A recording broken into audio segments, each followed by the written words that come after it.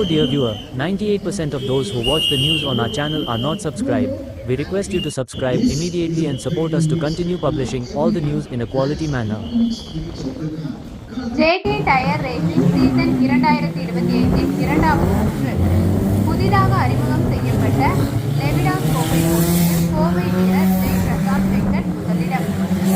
Kovai Kari motor ஸ்பீட்வேயில் JK tyre racing season 2025 இரண்டாவது சுற்று ரசிகர்களை உற்சாகத்தில் ஆழ்த்தியது. புதிதாக அறிமுகம் செய்யப்பட்ட ஜேகே டயர் லெவிடாஸ் கோப்பை, ராயல் என்ஃபீல்ட் கான்டினென்டல் ஜிடி கோப்பை மற்றும் ஜேகே டயர் நோவிஸ் கோப்பை என பல்வேறு பிரிவு போட்டிகளில் வீரர்கள் தங்கள் திறமையை சிறப்பாக வெளிப்படுத்தினார்கள்.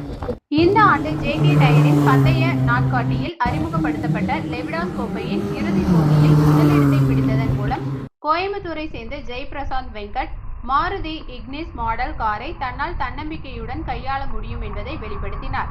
போட்டியில் ஜெய் பிரசாத் 10 சுற்றுகளாக நடந்த 2.3